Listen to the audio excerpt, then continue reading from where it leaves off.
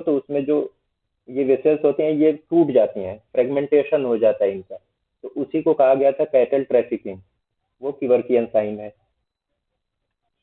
अब इस अगला जो हमारा था वो था पोस्टमार्टम स्टेनिंग। पोस्टमार्टम स्टेनिंग के बहुत सारे नाम हैं, अगर याद हो आपको तो इसी को पोस्टमार्टम लिविडिटी कहते हैं, लाइवर मोर्टिस कहते हैं, हाइपोस्टेसिस कहते हैं, विबिसेस कहते हैं, डार्कनिंग ऑफ द डेथ कहते हैं, जितने भी नाम, कैडेवरिक लिविडिटी है, इसके बहुत सारे नाम है। पोस्टमार्टम स्टेनिंग होती क्या है? ये ब्लूइश या पर्पलिश रेड डिस्कलरेशन होता है बॉडी का। क्यों होता है? क्योंकि आफ्टर डेथ जो बॉडी के जो स्मॉल वेसल्स होती हैं, वेन्स होते हैं, वहां से ब्लड जो होता है due to gravity, gravitational force के तहत वो धीरे धीरे नीचे की तरफ सेटल होना शुरू हो जाता है। तो जहां पे ये इकट्ठा होता है वहां पे ये ब्लूइश या पर्पलिश रेड कलर का डिस्कलरेशन बना देते हैं, तो उसी को कहा जाता है पोस्टमार्टम स्टेनिंग। जो बॉडी के डिपेंडेंट पार्ट होते हैं वहीं पे ये इकट्ठा होती है।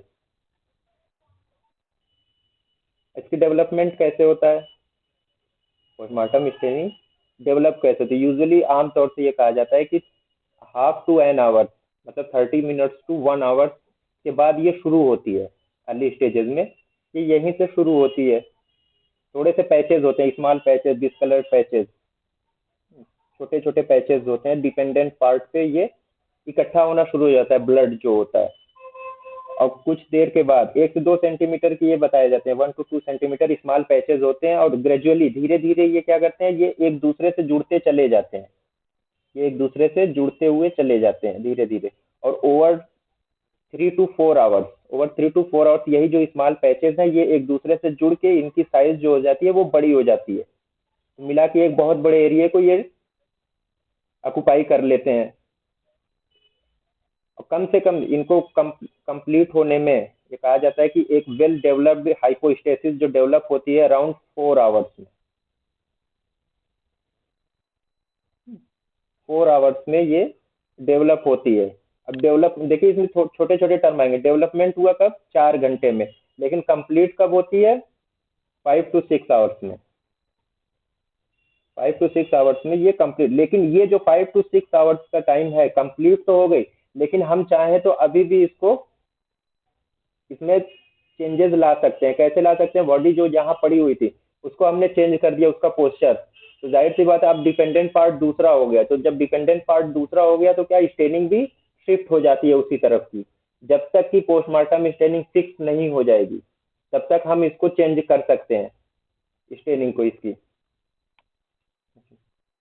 आमतौर से 4 घंटे में ये डेवलप होती है और कंप्लीट हो जाती है 5 to 6 आवर्स में। 5 से 6 घंटे में ये कंप्लीट हो गई। लेकिन यहाँ पे क्या है, अभी कंप्लीट तो हो रही है, कोई बॉडी है, अगर उसको हमने प्रेस किया, किससे? थंब से, हमने उसको थंब से प्रेस कर दिया जहाँ पे स्टेनिंग हो रही थी, तो वो पूरा एरिया जो होगा पेल हो जाएगा, उसको कहते हैं ब्लांचिंग। तो अभी अगर हमने इसको किया ये 5 to 6 आवर्स के पीरियड में, तो वहां पे ब्लांचिंग डेवलप होगी। दैट मीन्स कि अभी वो फिक्स नहीं हुई है। और इसको आसानी से देखा जाए तो जो फेयर स्किन वाले होते हैं ना, उनकी बॉडी से आसानी के साथ इसको ऑब्जर्व किया जा सकता है in comparison to dark complexion. Dark complexion वाले पे इतनी आसानी से ये मिलती नहीं है, फेयर स्किन वाले पे आसानी से। और वहीं पे अगर हम थंब का प्रेशर डालेंगे तो ब्लंचिंग भी उनपे आसानी से पता चल जाती है। और कुछ कंडीशंस ऐसी है, एनीमिक पर्सन हैं, उनके में अप्रिशिएट भी आसानी से नहीं हो सकती, पता भी नहीं चलेगी क्योंकि ऑलरेडी उनके में ब्लड कम है, हेमोग्लोबिन उनका ऑलरेडी कम है। तो ऐसी कंडीशंस में वहां पे स्टेनिंग डेवलप होती तो है लेकिन दिखती नहीं है उतनी क्लियर। अब इसकी ये फिक्सेशन कब होता है, मतलब पोस्टमार्टम स्टेनिंग फिक्स कब होती है?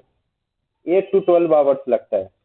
8 से 12 घंटे के वक्फे पे डेथ के बाद ये जो पोस्टमार्टम स्टेनिंग है, जो ये लाइवर मोर्टिस है या जिसको हम कहते हैं हाइपोस्टेसिस, बीबीसीएस, ये क्या होती है? ये फिक्स हो जाती हैं। फिक्स होने का मतलब ये कि अब अगर हमने थंब का प्रेशर दिया वहां पे तो ब्लांचिंग डेवलप नहीं होगी। एक बार फिक्स हो गई तो हो गई, अब उसको आप कितना भी प्रेशर देते रहिए, वो कलर जो उसने अटेन कर लिया है, चाहे वो ब्लूइश कलर हो, पर्पलिश रेड हो, या और भी अलग अलग पॉइजनिंग के केसेस में अलग अलग तरीके की स्टेनिंग होती है, जो भी कलर उसने अटेन कर लिया 8 से 12 घंटे के बाद आप कितना भी प्रेशर उस पर दीजिए वो चेंज नहीं होगा। If fingers is firmly pressed against the skin it does not disappear, वो अब डिसअपियर नहीं हो सकती, वहां पे ब्लंचिंग नहीं होगी। अब जो ये फिक्सेशन होता है इसका, समर समर्स में अर्ली अर्ली हो जाता है। और एसिक्सियल डेथ है या इंट्राक्रेनियल लेजन्स है या इसी तरीके की और भी जितनी भी डेथ है, और खास तौर से लाइक एस्फिक्सिया में कार्बन मोनोऑक्साइड पॉइजनिंग होगी, वो भी एस्फिक्सियल डेथ होती है। उसमें एकदम ब्राइट चेरी रेड कलर की पॉइजनिंग, ये स्टेनिंग होती है। तो एक बार फिक्स हो गई और बहुत देर तक वो रहती है, थोड़ा डिलेड होती है, लेकिन वो उतनी जितना डिले होगी उतनी ही देर तक स्टेनिंग रहती है। और स्टेनिंग तब तक रहती है जब तक कि पुट्रिफैक्शन स्टार्ट ना हो जाए, यानी डिकम्पोजिशन बॉडी का स्टार्ट ना हो जाए, तब तक ये स्टेनिंग ऐसी ही ऐसे रहती है। आप चेंज कब तक कर सकते हैं? जब तक कि वो फिक्स ना हो जाए। यानी ये जो टाइम है 5 to 6 आवर्स का, जब ये स्टेनिंग तो कंप्लीट तो हो गई लेकिन अभी फिक्स नहीं हुई थी, तो यहाँ पे हम क्या कर सकते हैं, उसको अल्टर कर सकते हैं। हमने ब्लांचिंग की, हो गई। हमने उसका पोस्चर चेंज कर दिया बॉडी का, उसकी जो स्टेनिंग थी वो भी चेंज हो गई। अब इसमें एक चीज याद रखिएगा, एक और चीज होती है, जैसे बॉडी किसी फ्लैट सरफेस पे मान लीजिए पड़ी हुई है, किसी फ्लैट सरफेस पे बॉडी पड़ी हुई है, तो जो जो पार्ट जो उसके कांटेक्ट में है उस फ्लैट सरफेस के, वहां पे स्टेनिंग डेवलप नहीं होती है, वो एकदम पेल होता है, तो उसको कहते हैं कांटेक्ट पैलर। हालांकि ये भी डिपेंडेंट पार्ट है, लेकिन ड्यू टू प्रेशर यहाँ पे जो है ब्लड जो है उसका एकुमुलेशन नहीं हो पाता है, क्योंकि जो ब्लड वेसल्स होते हैं उनकी टोन खत्म हो गई है, तो जो प्रेशर की वजह से क्या हुआ, वो ऑलरेडी क्लोज्ड है पूरी तरीके से, तो वहां पे ब्लड जो है एकुमुलेट नहीं हो पाता है। जो जो एरिया इसके सरफेस के कांटेक्ट में रहेगा वहां पे स्टेनिंग नहीं पाई जाएगी।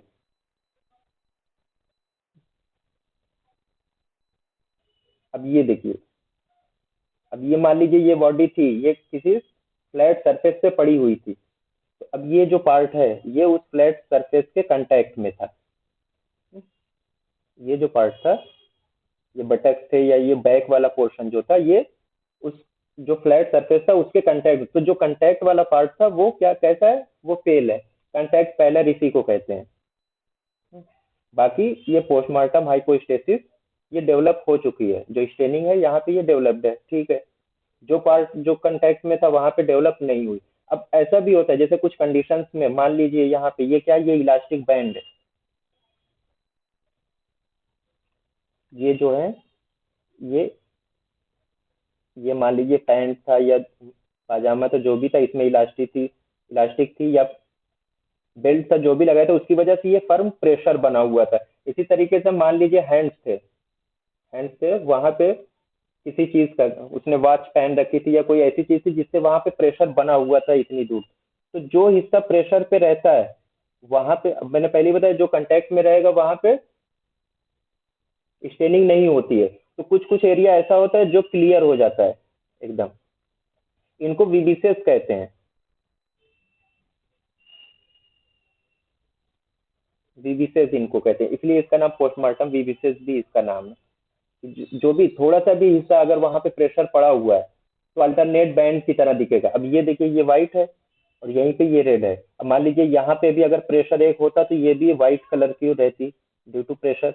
यहाँ पे भी स्टेनिंग है, तो ये जो अल्टरनेट बैंड मिलता है पैलर का और स्टेनिंग का, इसको विविसेस कहते हैं, ठीक। अब इसका डिस्ट्रीब्यूशन किस तरीके से होता है, कैसे कैसे कहाँ कहाँ पे डेवलप होगी, तो एक चीज तो याद रखिएगा, पोस्टमार्टम स्टेनिंग हमेशा जो डिपेंडेंट पार्ट होता है, due to gravitational pull, blood जो है वहीं पे जाके पुल करता है ग्रेविटेशन के उसमें, तो जो डिपेंडेंट पार्ट होता है वहीं पे स्टेनिंग ये डेवलप होती है। अब कोई डेड बॉडी थी जो सुपाइन पोजीशन में पाई गई, अब सुपाइन पोजीशन में अगर पाई गई है तो ये इसी बॉडी को देख लीजिए, ये मान लीजिए ये सुपाइन पोजीशन में थी पहले, तो इसका जो ये पूरा एरिया है बैक का, वहां पे आपको स्टेनिंग मिलेगी, यूजुअली यहीं पे पाई जाती है। अब जैसे सुपाइन पोजीशन में था वहां पे मिल गई, शोल्डर ब्लेड से मिलेगी, बटक से मिलेगी। जो थोड़े से जो पार्ट्स होते हैं जो उसके सरफेस के कांटेक्ट में रहते हैं वहां पे कांटेक्ट पैलर मिलेगा, बाकी पूरे डिपेंडेंट पार्ट पे स्टेनिंग पाई जाएगी। अब जैसे ये है, जो जो पार्ट है, अब ये डिपेंडेंट पार्ट था। अब यहाँ नेक वाला पार्ट देखिए, यहाँ से यहाँ पे आपको स्टेनिंग मिलेगी। ये वाला पार्ट अगर इसको थोड़ा सा करके देखते ना, तो यहाँ पे क्या कॉन्टेक्ट पैलर मिलता है। बाकी जितने भी डिपेंडेंट पार्ट है नीचे के, वहां पे स्टेनिंग मिलेगी। बस जो इस सरफेस के कांटेक्ट में आएगा, इस टेबल के कांटेक्ट में जो पार्ट, वहां पे स्टेनिंग नहीं मिलेगी। सुपाइन पोजीशन में इस तरीके से मिलती है। अब प्रोन पोजीशन है, उल्टा इसी का कर दीजिए, जस्ट इसी का उल्टा कर दीजिए। प्रोन पोजीशन में क्या लिविडिटी कहाँ पे मिलेगी? फ्रंट पे मिलेगी, पूरा जो भी पोर्शन है। अब चेस्ट का है, एब्डामेन का पूरा पोर्शन है, या एंटीरियर सरफेस ऑफ थाइज है, तो यहाँ पे ये पूरी आपको लिविडिटी मिलेगी, पोस्टमार्टम लिविडिटी।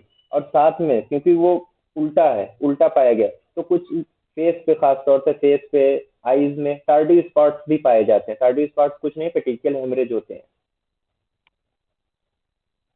अब किसी एक साइड पे अगर मान लीजिए बॉडी पड़ी हुई है, लेफ्ट लेटरल है या राइट लेटरल पोजीशन पे बॉडी है, चाहे लेफ्ट लेटरल है या राइट लेटरल कर दीजिए, तो किसी भी एक साइड पे अगर बॉडी पड़ी हुई थी आफ्टर डेथ, तो उसी साइड पे लिविडिटी भी डेवलप हो जाएगी, पोस्टमार्टम स्टेनिंग भी उसी साइड पे डेवलप हो जाएगी। अब कोई बॉडी सस्पेंडेड वर्टिगो में सबसे आसान चीज इसको समझने का है कि किसी ने फांसी लगा ली या किसी को फांसी हुई। दोनों कंडीशन, किसी ने खुद से लगा ली या किसी को फांसी हुई, इसको कहते हैं सस्पेंडेड वर्टिकली। अब यहाँ पे जो डिपेंडेंट पार्ट है वो कौन कौन से होंगे, किसी को आइडिया है?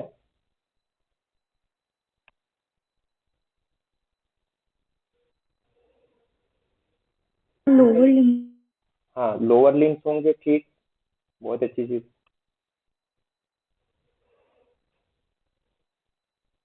सिर्फ लोअर लिम्स होंगे? अब मान लीजिए कोई सस्पेंडेड है, गले में उसके फंदा है, वो लटका हुआ है ऊपर से, तो एक तो चलिए पैर है उसका, सबसे ज्यादा डिपेंडेंट है। दोनों हाथ,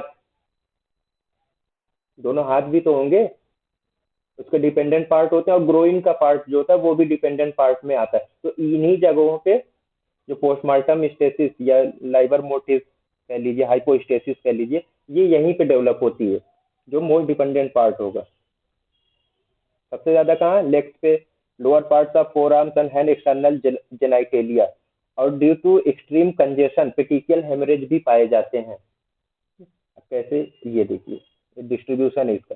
ये तो मान लीजिए ये सस्पेंडेड था, यहाँ इसको फांसी लगी हुई है, ये सस्पेंडेड था, तो एक तो lower part of forearms and hands, ये इसका मोस्ट डिपेंडेंट पार्ट है। और लेग्स का, लोअर लेग्स का जो पार्ट है ये मोस्ट डिपेंडेंट। और ये जो जेनाइटेलिया वाला पार्ट होता है, ये भी मोस्ट डिपेंडेंट पार्ट में आता है। तो यहीं पे पोस्टमार्टम स्टेनिंग डेवलप होती है। अब कोई शख्स है, उस पानी में डुबो दिया गया है, उसकी डेथ जो है वो पानी में हुई थी और वो वहीं पे सबमर्ज था। तो यहाँ पे ऐसी कंडीशन में कोई पानी में मान लीजिए डूब के मरा है, तो उसका मोस्ट डिपेंडेंट पार्ट कौन सा आएगा?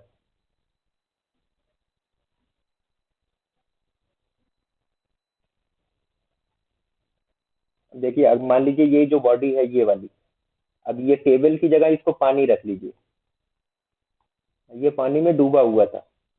तो अब यहाँ पे इसका जो डिपेंडेंट पार्ट आएगा ना, ये ऊपर वाला सब आ जाएंगे, फेस आ जाएगा, चेस्ट का अपर पार्ट आ जाएगा, या जो काफ मसल्स होती हैं, हैंड फीट है, ये सब, ये वाले पार्ट जो हैं, ये सब इसके डिपेंडेंट पार्ट आ जाएंगे। यहाँ पे पोस्टमार्टम चेंजेस जो मिलेंगे, पोस्टमार्टम स्टेनिंग,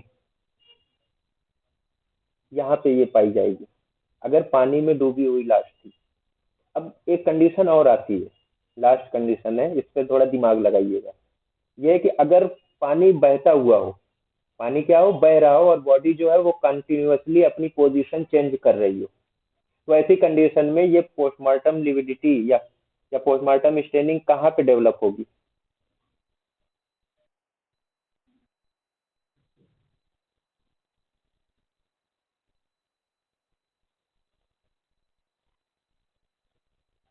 अगर मान लीजिए पानी कंटिन्यूअसली बह रहा हो, फ्लोइंग वाटर है, और बॉडी की पोजीशन लगातार चेंज हो रही है, तो ऐसी कंडीशन में ये पोस्टमार्टम लिविडिटी कहाँ पे डेवलप होगी?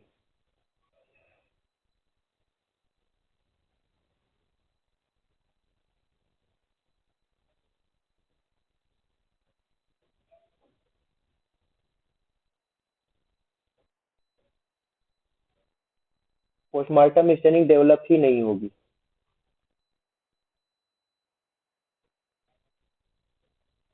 क्यों? क्योंकि बॉडी लगातार अपनी पोजीशन चेंज कर रही है, उसको मौका ही नहीं मिल रहा है कहीं पे सेटल होने का।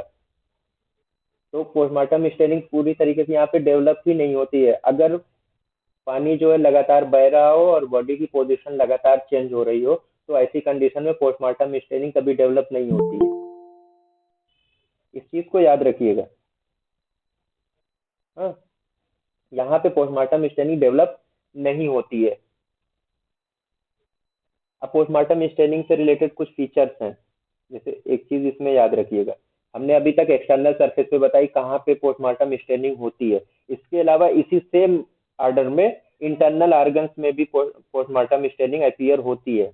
जो डिपेंडेंट पार्ट्स होते हैं इंटरनल ऑर्गन्स के, वहां पे भी स्टेनिंग अपीयर होती है। एक चीज ये हो गई। दूसरी चीज ये होती है कि अगर कोई एनीमिक पर्सन है, मैंने पहले ही बताया था, अगर कोई सीवियरली एनीमिक इंडिविजुअल्स है, तो उनके में पोस्टमार्टम स्टेनिंग आसानी से नहीं अप्रिशिएट की जाएगी, आप नहीं देख सकते आसानी से। या किसी को बहुत ज्यादा ब्लड लॉस हो गया था बिफोर डेथ ही, तो ऐसी कंडीशन में पोस्टमार्टम स्टेनिंग आसानी से डेवलप तो होती है, लेकिन पता नहीं है, नेकेड आई से आप नहीं देख सकते उसको आसानी के साथ। जो डिपेंडेंट पार्ट्स होते हैं इंटरनल ऑर्गन्स के, वहां पे भी पोस्टमार्टम स्टेनिंग डेवलप होती है। इसलिए ये कुछ कंडीशंस हैं, लाइक कालरा है, ट्यूबरकुलोसिस है, यूरेमिया है, मॉर्फिन और बार्बिचुरेट पॉइजनिंग है, कोमा है, एसिक्सियल डेथ है। इन कंडीशंस में इन कंडीशंस में पोस्टमार्टम स्टेनिंग डेथ से पहले ही डेवलप होना शुरू हो जाती है। क्यों? क्योंकि इन कंडीशंस में लाइक कालरा, यूरेमिया हुआ, या डीप कोमा, एसिक्सियल डेथ, तो यहाँ पे जो है ना सर्कुलेटरी फेलर जो होता है वो पहले ही हो जाता है। तो क्योंकि सर्कुलेटरी फेलर धीरे धीरे होता है, तो ऐसी कंडीशंस में जो हाइपोस्टेसिस होती है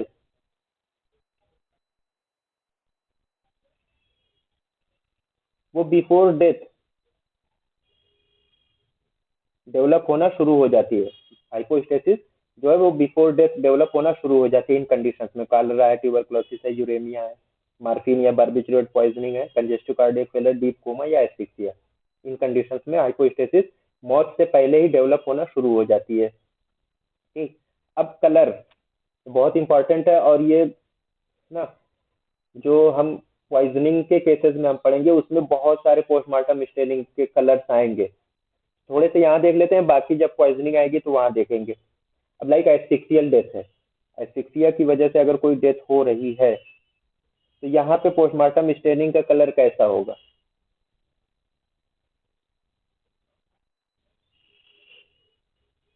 इसका जो कलर होगा डीप ब्लूइश कलर का होता है। अब क्लास्ट्रीडियम परफ्रिंजियस सेप्टिसीमिया अगर किसी को हो रही है, तो इन कंडीशंस में जो पोस्टमार्टम स्टेनिंग का कलर होगा वो पेल ब्राउन कलर का होगा। हाइपोथर्मिया है, ड्राउनिंग है, या रेफ्रिजरेटेड बॉडीज है। रेफ्रिजरेटेड बॉडीज को याद रखिए, जो भी ड्राउनिंग के केस हैं रेफ्रिजरेटेड बॉडीज है, या हाइपोथर्मिया से, वहां भी कोल्ड की बात हो रही है। तो कोल्ड से रिलेटेड जितनी भी डेथ होंगी, ज्यादातर में जो स्टेनिंग होगी वो पिंक कलर की होती है। पोस्टमार्टम स्टेनिंग जो होगी वो पिंक कलर की होगी। अब कोई मम्मीफाइड बॉडी है, बहुत दिनों से उसको इम्बाल्म करके रखा हुआ है, तो ऐसी कंडीशंस में आपने अगर देखा होगा किसी मम्मीफाइड बॉडी को, तो उसकी एक्सटर्नल अपीयरेंस कैसी होती है? Brown. Brown to black appearance होती है इन बॉडीज की। तो ऐसी यही पोस्टमार्टम स्टेनिंग भी कही जाएगी मम्मीफाइड बॉडीज की, brown to black. Carbolic acid यानी फिनाल, अगर किसी को कार्बोलिक एसिड पॉइजनिंग हुई, उससे डेथ हुई, तो इस कंडीशन में जो येलो। नहीं, ग्रेइश व्हाइट कलर की होती है।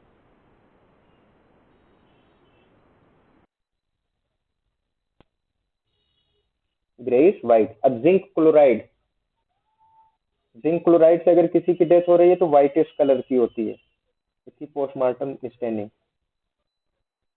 लाल नाइट्रिक एसिड से येलो या ब्राउनिश कलर की होती है।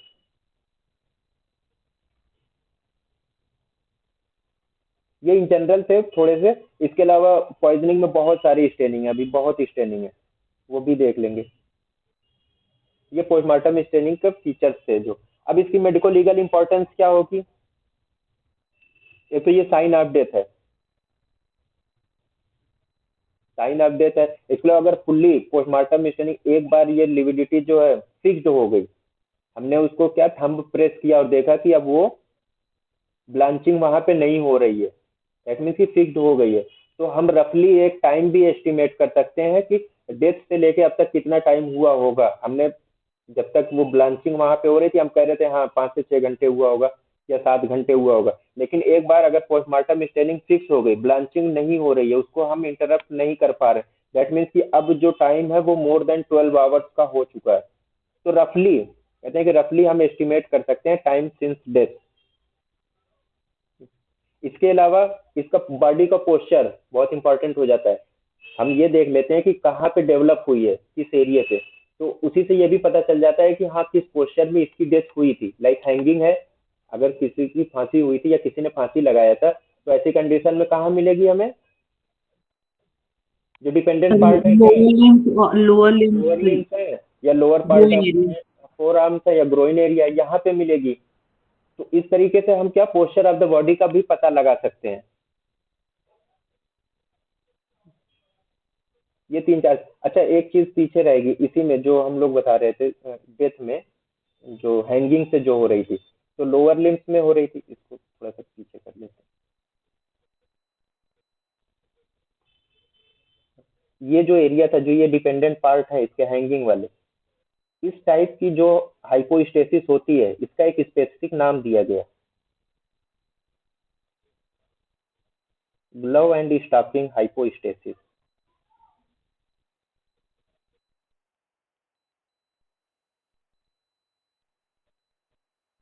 ठीक, ग्लव एंड स्टॉकिंग, ग्लव क्यों, ग्लव्स कहाँ लगाते हैं हम, हाथ में लगाते हैं, स्टॉकिंग पैरों में पहनी जाती है, तो इन्हीं जगहों पे क्या पोस्टमार्टम स्टेनिंग मिल रही है, तो इसलिए इसका नाम दे दिया गया glove and stocking type of hypostasis.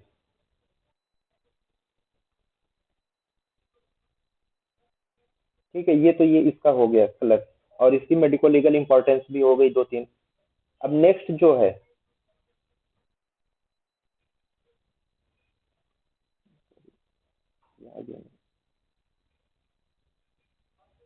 वो हमारा rigor mortis.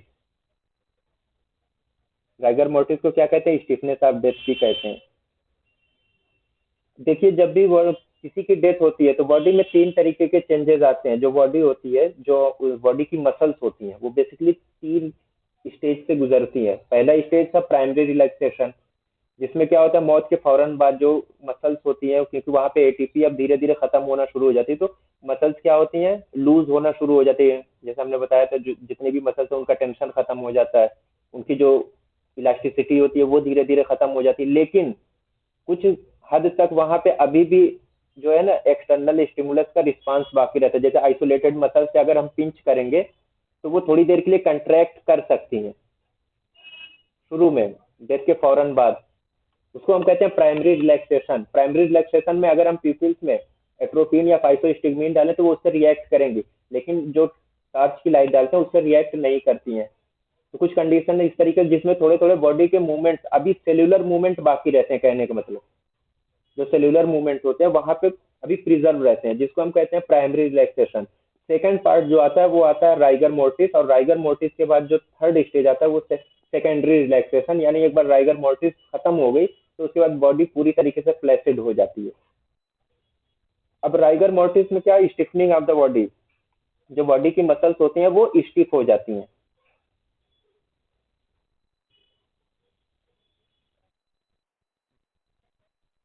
State of the muscles in a dead body when they become stiff और rigid with some degree of shortening. Basically जो होते हैं हमारे जो मसल्स में दो तरीके के फिलामेंट्स पाए जाते हैं, एक मायोसिन होता है, एक एक्टिन होता है। अब यही जब एक दूसरे के ऊपर ये कंट्रैक्ट करते हैं, बेसिकली दो जेड लाइन के बीच में, जेड डिस्क होती है ना, जेड लाइन, उसी के ऊपर जब ये स्लाइड करते हैं तो मसल का क्या होता है, कंट्रैक्शन होता है, और कंट्रैक्शन के लिए एटीपी चाहिए, ठीक है। अब जब राइगर मोटिस डेवलप होता है तो यही एक्टिन और मायोसिन ये एक दूसरे से अधेयर कर जाते हैं, एक दूसरे से अधेयर कर जाते हैं, इनके बीच जो होता है मूवमेंट वो खत्म हो जाता है, तो थोड़ी सी जो मसल्स की लेंथ होती है वो शार्ट हो जाती है, तो उसी को कहते हैं विद सम डिग्री ऑफ शार्टनिंग। और दो जेड लाइन के बीच की जो लेंथ होती है या दो जेड लाइन के बीच का जो एरिया उसको क्या कहते हैं, फिजियोलॉजी में अगर मसल्स के बारे में पढ़ा होगा आपने, ठीक है, एक्टिन और मायोसिन है, जिसको एक्टोमायोसिन कहते हैं एक साथ। ये दोनों कहाँ पाए जाते हैं? दो जेड लाइन के बीच में होते हैं, और इन्हीं दो जेड लाइन के बीच का जो एरिया होता है इसको सार्कोमेयर कहते हैं। ठीक। ठीक है, ये क्या मसल्स जो होती हैं स्टिफ हो जाती हैं या रिजिड हो जाती हैं आफ्टर डेथ। अब इसमें मसल्स कौन कौन सी इन्वॉल्व होती हैं राइगर मोर्टिस में?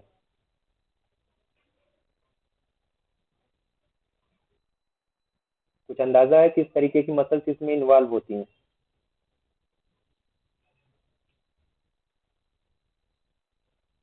दोनों तरीके की मसल्स, जो वॉलेंट्री और इनवॉलेंट्री मसल्स हैं, दोनों के दोनों इन्वॉल्व होती हैं।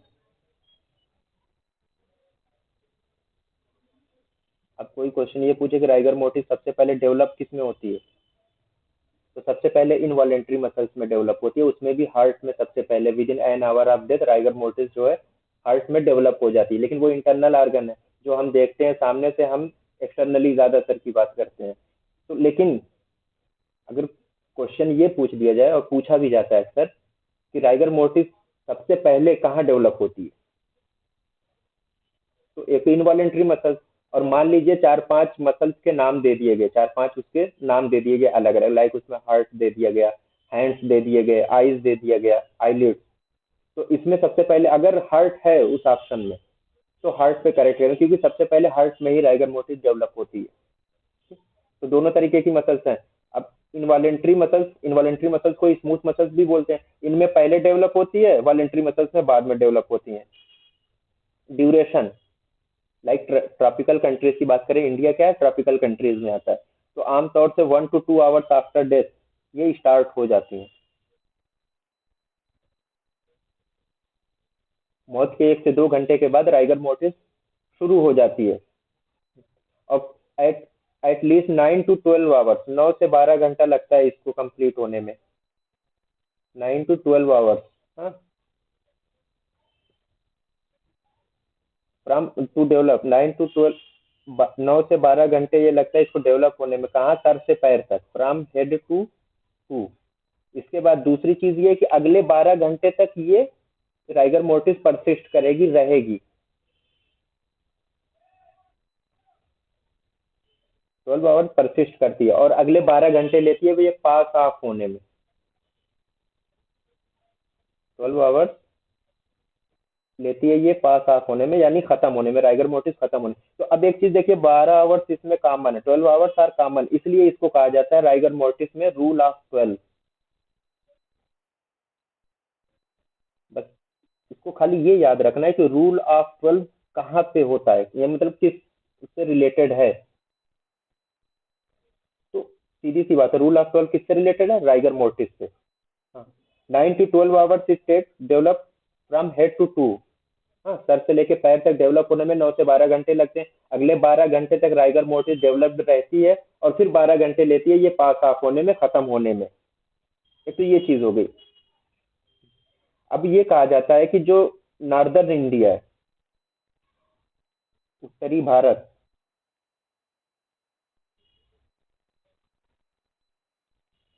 in northern India, the usual duration of rigor mortis is 18 to 60 hours in summer. 18 to 36 hours in summer, यानी गर्मियों के सीजन में 18 से 36 घंटे तक राइगर मोटिस रहती है, और विंटर्स में 24 to 48 आवर्स इन विंटर। तो यहाँ से हमने देखा कि जो मसल्स इन्वॉल्व होती हैं, दोनों मसल इन्वॉल्व होती हैं, वॉलेंट्री या इनवॉलेंट्री होती है। राइगर मोटिस पहले डेवलप होती है किसमें? इनवॉलेंट्री मसल्स में। इनवॉलेंट्री मसल्स में भी सबसे पहले किसमें?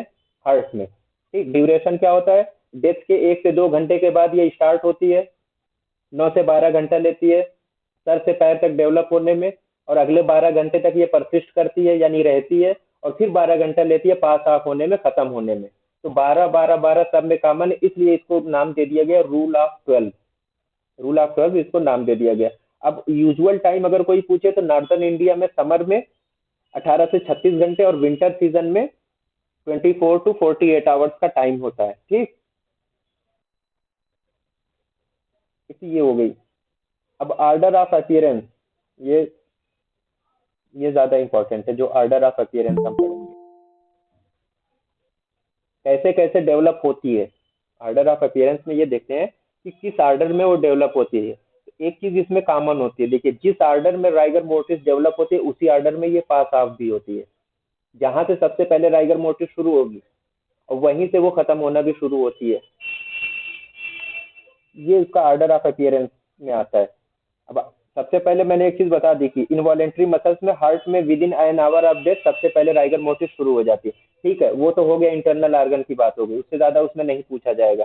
बात आती है वॉलेंट्री मसल्स की। अब वॉलेंट्री मसल्स में राइगर मोटिस सबसे पहले किस मसल में डेवलप होती है, ये क्वेश्चन बनता है। हार्ट तो हो गया।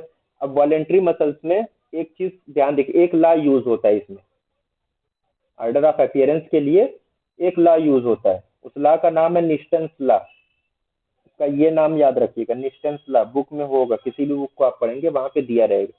निस्टेंस लॉ ने क्या कहा, इन्होंने ये बताया कि जो राइगर मोटिस होती है सबसे पहले जो अफेक्ट करती है मसल्स ऑफ द जॉ को, फॉलोड बाई ना जो फेस की मसल्स है, नेक की है, इसके अलावा ट्रंक, आर्म्स, और सबसे लास्ट में जो लेग और फीट है वहां अफेक्ट होती है। तो मतलब सर से पैर तक एक सीक्वेंस में आती है, वही निस्टेंस लॉ है और कुछ नहीं है।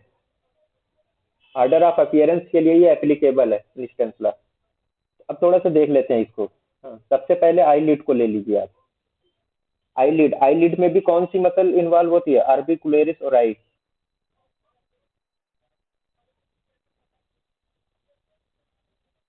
ठीक, आर्बिकुलरिस और आई, आईलिड की ये मसल है, सबसे पहले यही यूज होती है।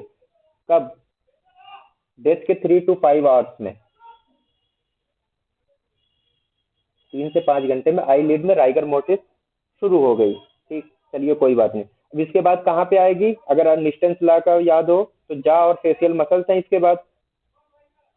इसके बाद जा एंड फेशियल मसल्स, यहाँ 4 to 5 आवर्स लगता है, यहाँ पे भी ऑलमोस्ट सेम सेम है, 4 to 5 आवर्स। नेक्स्ट जो आपका आएगा neck and thorax, neck and thorax 5 to 7 hours. इसके बाद अपर लिम्ब आ जाएगी। अपर लिम्ब में फ्रॉम शोल्डर टू हैंड पूरा ले लीजिएगा। अपर लिम्ब जो हम लेंगे,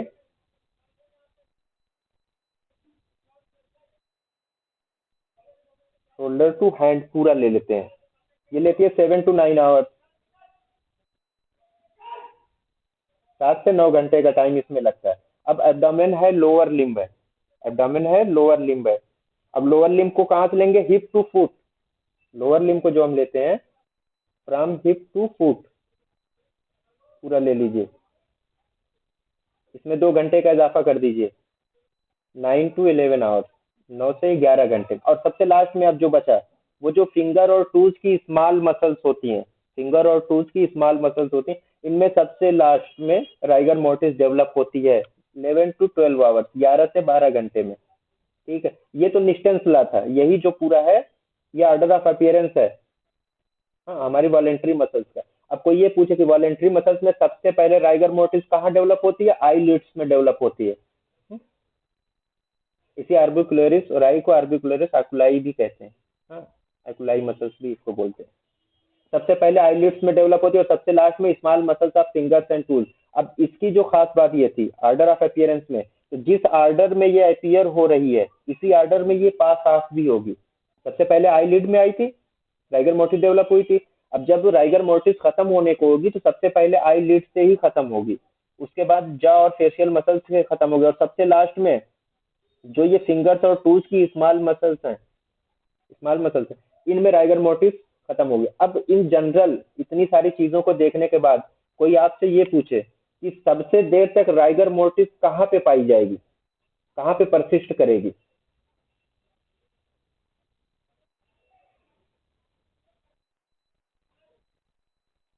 बताइए कि राइगर मोटिव सबसे देर तक किस मसल पे या किस जगह पे पाई जाएगी।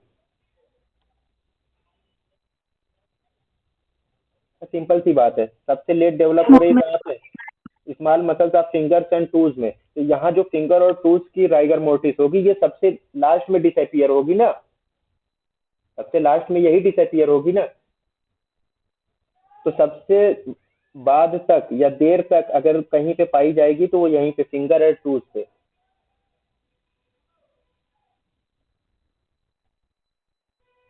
ये निस्टेंस लॉ था, इसका सिंपल सा है। जो रिजिडिटी होती है उसी सेम आर्डर में, जिस आर्डर में ये बनती है उसी आर्डर में ये डिसअपियर भी होती है। और ये जो लोअर लिम्स की मसल्स होती हैं और ये small muscles finger and tooth की, इसी में सबसे देर तक रिजिडिटी पाई जाएगी। ठीक है। अब एक चीज और कही जाती है कि जो पैरालाइज्ड लिम्स होते हैं, जिनको पैरालिसिस हो रखी है पहले से, उनके में अगर डेथ हुई है तो जो राइगर मोर्टिस होती है ना, वो बहुत स्लोली स्लोली वहां पे डेवलप होती है, बहुत धीरे धीरे डेवलप होती है। जो पैरालाइज्ड मसल्स होते हैं या पैरालाइज्ड लिम्स होती हैं, वहां पे राइगर मोर्टिस बहुत धीरे धीरे डेवलप होती है। ये तो था इन जनरल राइगर मोर्टिस का कैसे कैसे ये डेवलप होती है। तो रूल ऑफ 12 याद रखिएगा और निस्टेंस लॉ, ये दोनों चीजें याद हैं, पूरा राइगर मोर्टिस खत्म हो जाएगा इसी पे।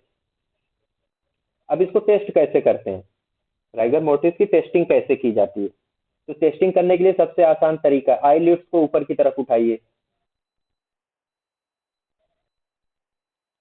आई लिड्स को ऊपर की तरफ, लिफ्ट द आई लिड्स, या जो जा होते हैं, जो जा लाइन, उसको आप डिप्रेस करिए।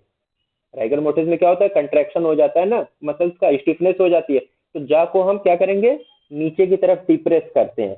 या जो गर्दन है उसको मोड़िए, बेंड करिए, और जो दूसरे ज्वाइंट्स है उनको भी बेंड करिए। तो इस तरीके से इसको टेस्ट किया जाता है कि राइगर मोटिस डेवलप हुई है नहीं हुई है। अगर राइगर मोटिस डेवलप हो रही है, यानी डेथ के लेस देन 8 to 12 आवर्स, 8 से 12 घंटे के पहले पहले, तो जो राइगर मोर्टिस है वो अभी फिक्स नहीं हुई है। तो ऐसे कंडीशन में क्या होती है, वो थोड़ा बहुत अल्टर हो जाती है, कंडीशन में वो अल्टर हो जाती है। तो इसी को कहते हैं टेस्टिंग। टेस्टिंग के लिए बेसिकली यही 3-4 फिनोमेना है जिसको करते हैं। आई लिड्स को हमने ऊपर किया, जाज को डिप्रेस कर रहे हैं, नेक को बेंड कर रहे हैं, और जो दूसरे जॉइंट्स है उनको बेंड करके देखते हैं। अगर स्टिफनिंग हो जाएगी, परमानेंट हो जाएगी, तो फिर वो उसी कंडीशन में पड़ी रहेगी। उसको एक फोर्स लगाना पड़ेगा आपको राइगर मोर्टिस को तोड़ने के लिए। अब वो तोड़ते भी हैं उसको, तो वही है ब्रेकिंग ऑफ राइगर मोर्टिस। अगर राइगर मोर्टिस कंप्लीट हो गई, यानी रिजिडिटी कंप्लीट हो गई, तो फिर आपको मैकेनिकल फोर्स लगाना पड़ेगा, यानी बहुत ज्यादा फोर्स, प्रेशर देना पड़ेगा उसको तोड़ने के लिए। और एक बार आपने राइगर मोर्टिस को अगर आपने ब्रेक कर दिया, तो फिर वो फ्लैसिड ही रह जाएगी, फिर वो दोबारा उसमें राइगर मोटिस नहीं डेवलप हो सकती। राइगर मोटिस डेवलप थी, हमने उसको तोड़ दिया, तोड़ने का मकसद यही है कि हमने प्रेशर दे दिया, तो जो रिजिडिटी थी वो खत्म हो गई। अब मसल जो है, वो जो जो पार्ट था, वो पूरा का पूरा एकदम फ्लैसिड हो जाएगा, और वैसा ही पड़ा रहेगा जब तक कि उसमें पुट्रिफैक्शन ना हो जाए, डिकम्पोजिशन ना स्टार्ट हो। इसके अलावा कभी कभी क्या होता है, ये तो हमने फोर्स लगा दिया तब राइगर मोटिस जो है वो ब्रेक हुई। कभी कभी बॉडी जो होती है from the scene of crime, जहाँ सीन ऑफ क्राइम हुआ था, जहाँ पे डेथ हुई थी, वहां से हम क्या कर रहे हैं, बॉडी को ट्रांसपोर्ट कर रहे हैं कहाँ, ऑटोप्सी के लिए पोस्टमार्टम हाउस लेके जा रहे हैं। तो ऐसी कंडीशन में 2-3 लोग मिलकर उठा रहे हैं, तो पार्शियली ब्रेक हो जाती है ऐसे ही, मिस हैंडलिंग की वजह से। मिस हैंडलिंग की वजह से पार्शियली जो है राइगर मोर्टिस ब्रेक हो जाती है, थोड़ी बहुत ब्रेक हो जाती है। तो जब पार्शियली ब्रेक हो जाती है तो कभी कभी जो टाइम सिंस डेथ है उसका अंदाजा लगाना थोड़ा सा मुश्किल हो जाता है। अब इसके इफेक्ट क्या होंगे राइगर मोर्टिस के, क्या क्या इफेक्ट आते हैं। तो एक चीज बहुत कॉमन है लेकिन लोग भूल जाते हैं अक्सर, ये अलग अलग बुक्स में अलग अलग तरीके से दिया हुआ है। ये वाला पॉइंट इसको याद रखिएगा। ये कहा जाए रेयरली, देखिए रेयरली लिखा हुआ है, लेकिन ये है कि अगर लेबर के दौरान किसी प्रेग्नेंट लेडी की लेबर में थी और उसकी वहां पे डेथ हो रही है, कि लेबर पे उसकी डेथ हो गई, लेबर रूम में, तो जो राइगर मोर्टिस डेवलप हो रही थी वो क्या करेगी, वो यूट्रस को कंट्रैक्ट कराती है, यूट्रस को वो कंट्रैक्ट करा देती है, और जो फीटस होता है वो कभी कभी एक्सपेल्ड आउट हो जाता है। हालांकि ये रेयर कंडीशन है लेकिन ऐसा होता है। एक बुक है उसमें मैंने पढ़ा, तो वहां पे ये लिखा है कि वहां पे नहीं होता है। तो इसको ध्यान दीजिएगा। हो सकता है रोम्स को मैंने नहीं देखा, वहां पे नहीं दिया है, यहाँ दिया है, थोड़ा सा इसको चेक करिएगा। अगर लेबर में किसी लेडी की डेथ हो रही है तो यूट्रस जो कंट्रैक्शन हो रहा था, राइगर मोटिस की वजह से यूट्रस में और कंट्रैक्शन होगा, और कंट्रैक्शन के नतीजे में क्या होगा, जो फीटस है वो एक्सपेल्ड आउट हो जाएगा, निकल जाएगा। ठीक है, यानी उसकी डिलीवरी हो जाएगी। एक चीज ये थी। दूसरी चीज जो इरेक्टर पिलाई मसल्स होती हैं, हेयर फॉलिकल से अटैच होती हैं। अब यहाँ पे अगर एनाटॉमी किसी ने पढ़ी होगी थोड़ी सी, तो स्मॉलेस्ट मसल कौन सी होती है?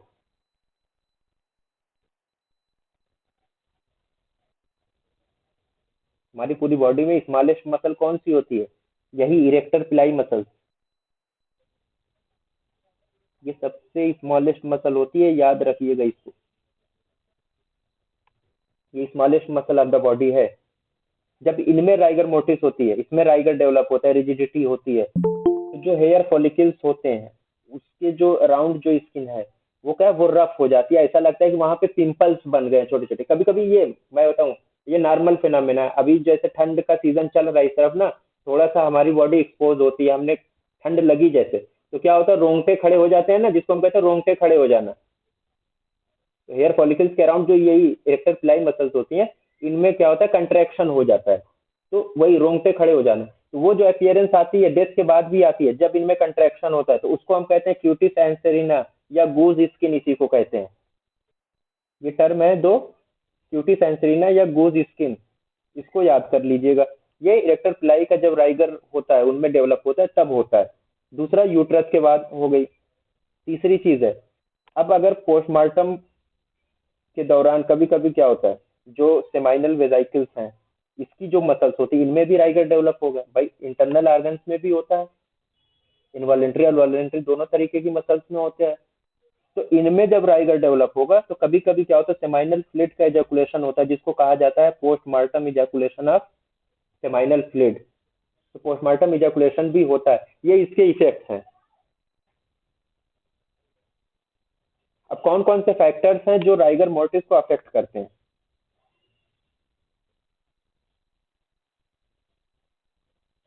फैक्टर्स अफेक्टिंग राइगर मोर्टिस, तो इसमें अब वही सबसे पहली चीज तो एक आती है, हमारे जो सराउंडिंग का टेम्परेचर है।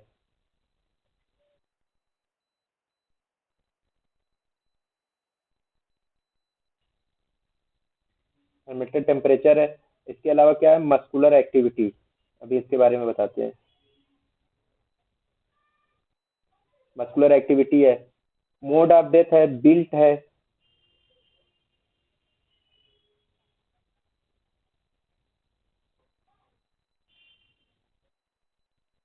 एज।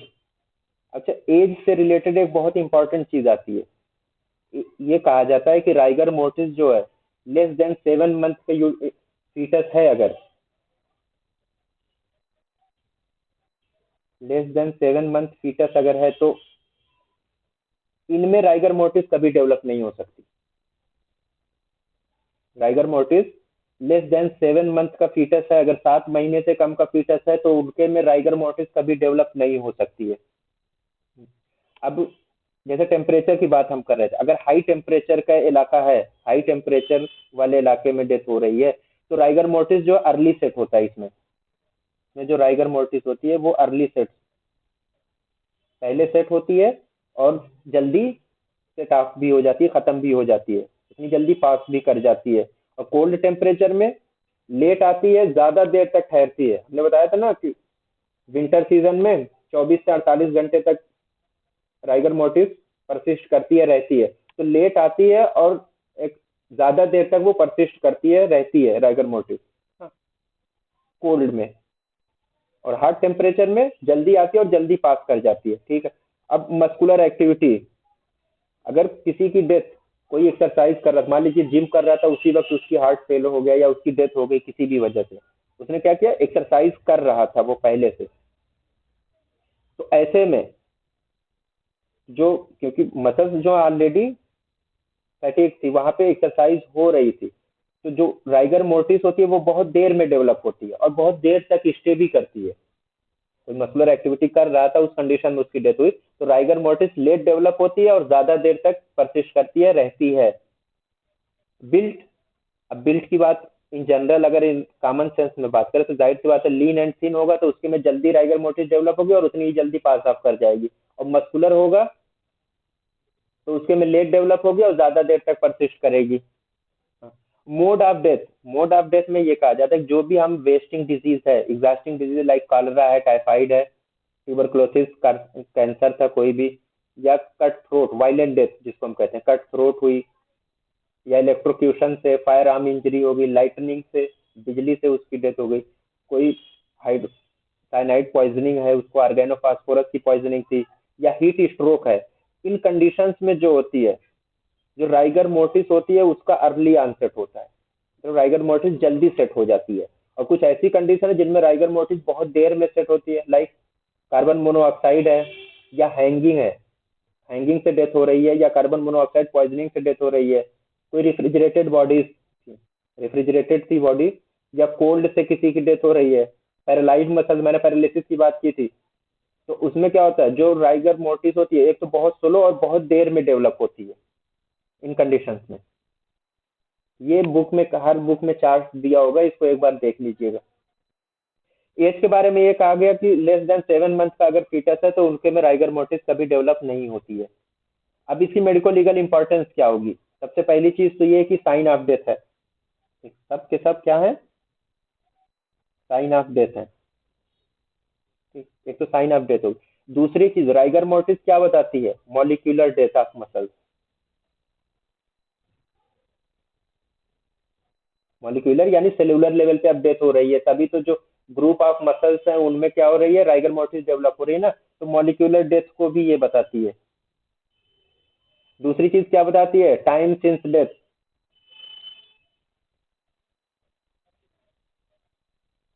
हम अलग अलग ग्रुप मसल ग्रुप को देख के अगर उनमें राइगर मोर्टिस डेवलप है तो हम एक रफ एस्टिमेट कर सकते हैं टाइम का, कि डेथ से कितना टाइम हो चुका होगा। हाँ, तो टाइम सिंस डेथ भी ये बताती है। इसके अलावा जैसे ये भी बताती है पोजीशन, कुछ हद तक ये कि डेथ के वक्त बॉडी की पोजीशन क्या थी, हालांकि उतना इंपॉर्टेंट इसमें नहीं है, लेकिन ये कुछ हद तक बताती है। कैसे? अगर मान लीजिए कोई बॉडी है, बॉडी कह रहा हूँ, कोई पर्सन था वो लेटा हुआ था और उसकी वहीं पे डेथ हो गई, तो अब जाहिर सी बात है जब इसमें राइगर मोर्टिस डेवलप होगी तो जो जॉइंट्स होते हैं ना, जॉइंट्स, वो थोड़े से फ्लेक्स्ड हो जाते हैं, थोड़ा सा उनमें क्या आ जाता है, फ्लेक्जन आ जाता है। तो उससे ये पता चल जाता है कि हाँ ये लेटा हुआ था, तो उनमें थोड़ा सा फ्लेक्जन आ जाता है। बहुत ज्यादा इंपॉर्टेंस नहीं, लेकिन फिर भी ये पोस्चर भी बता देती है।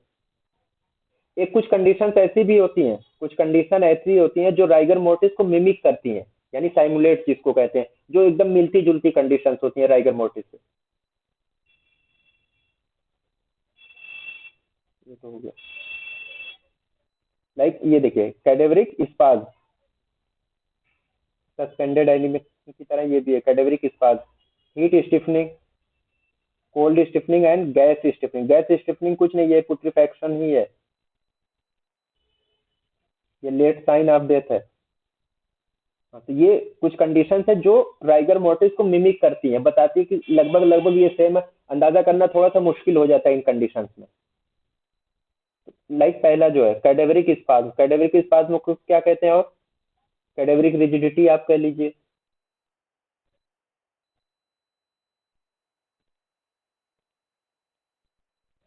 या कैटेलेप्टिक रिजिडिटी भी इसको बोलते हैं।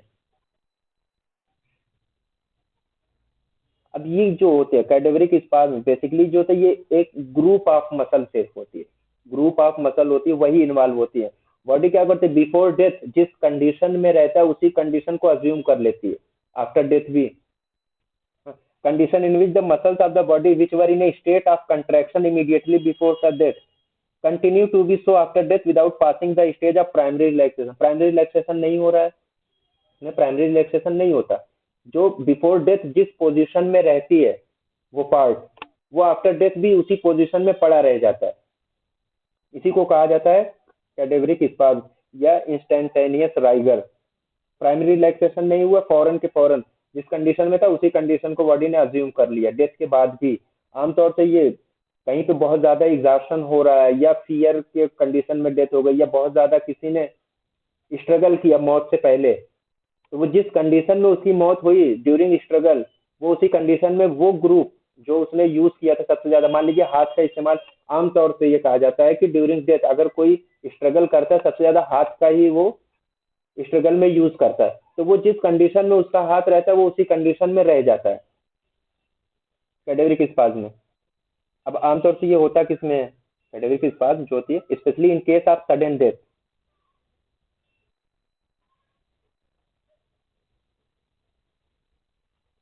जो अचानक की मौत होती है ना, सडन डेथ, या शादी मर्ग वाला नाम सुना है ना, एक्साइटमेंट में किसी की डेथ हो गई, फियर में किसी की डेथ हो गई।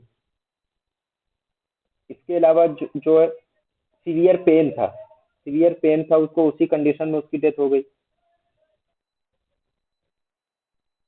या स्ट्रिक्नीन पॉइजनिंग, जैसे कन्वर्जेंट पॉइजनिंग होती है ना, स्ट्रिक्नीन पॉइजनिंग है, फायर आर्म वुंड था। तो इन सब कंडीशंस में कैडेवरिक स्पाज्म डेवलप हो जाता है। अब मसल्स कौन सी इन्वॉल्व होती हैं?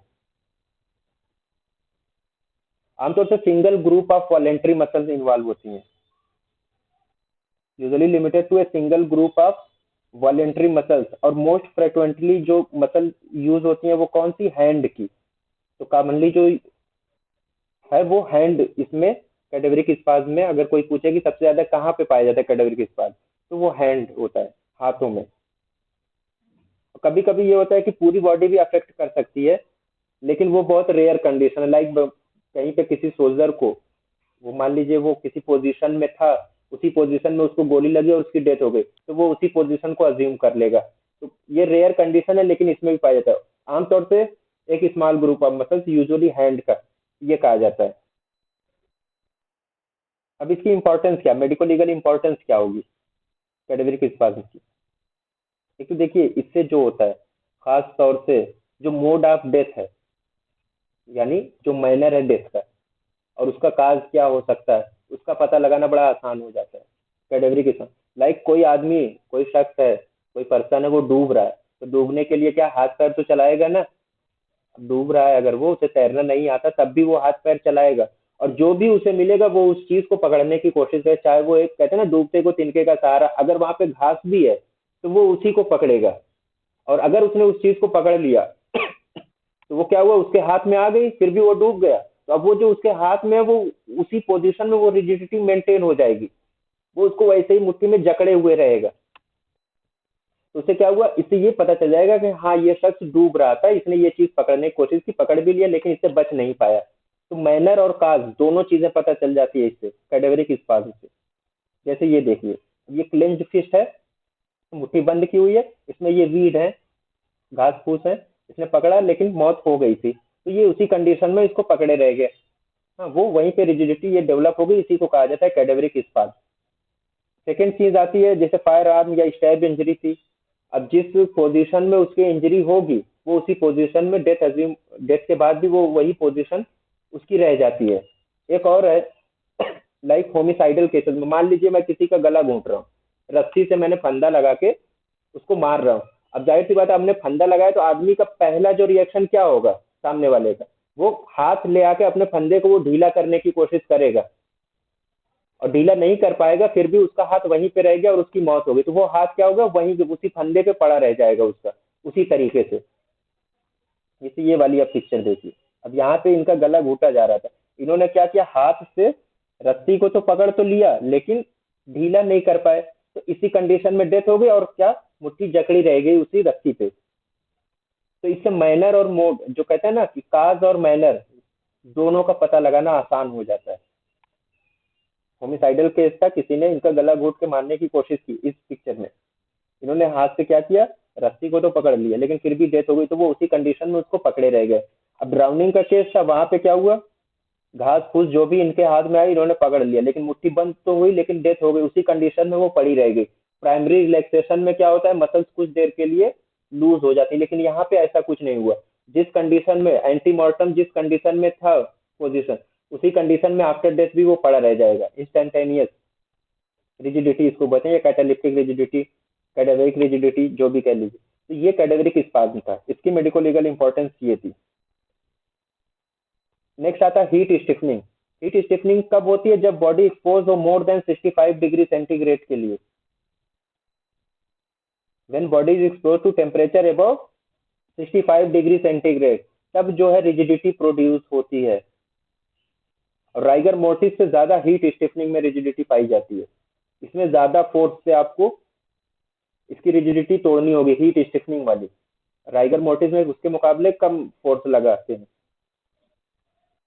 जितनी ज्यादा हीट का एक्सपोजर होगा, उतनी ही ज्यादा उसमें चेंजेस भी आएंगे। मेनली किस में पाया जाता है? Death from burning, high voltage electric shock and from falling into hot liquid. In conditions में हीट स्टिफनिंग डेवलप हो जाती है। अब ये हीट करती क्या है? मसल्स को स्टिफ कर देती है। जो टिश्यू प्रोटीन्स होते हैं, बेसिकली जो भी प्रोटीन्स हैं, वो क्या करते हैं? वो कोआगुलेट, हीट के आते ही, हीट के कांटेक्ट में आते ही वो क्या करते हैं? कोआगुलेट कर जाते हैं। अब जब कोआगुलेट कर जाते हैं तो वो उसी पोजीशन में फिर रह जाता है, एकदम रिजिड हो जाता है। लाइक कुकिंग आपने की होगी, अंडे को हर किसी ने तला होगा।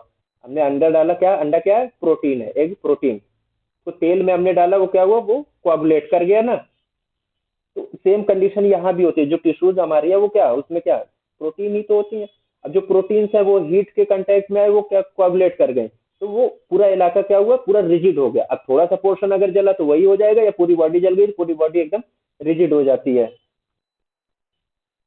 मसल्स क्या होती है? कंट्रैक्टेड, डेसिकेटेड, या कभी कभी बहुत ज्यादा अगर जल गया, लाइक बर्निंग के केस में, तो कार्बोनाइज्ड हो जाती है जिस सरफेस पे बर्न हुआ होगा।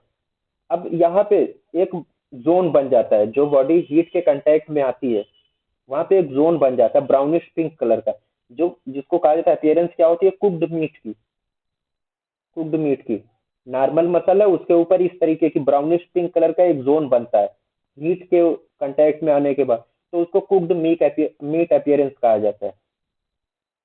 और जब कंट्रैक्शन होगा तो जाहिर सी बात है, मसल्स क्या करेंगे?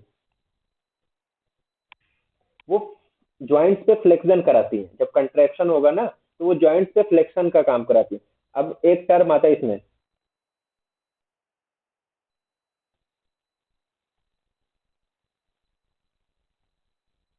ये किस में पाया जाता है?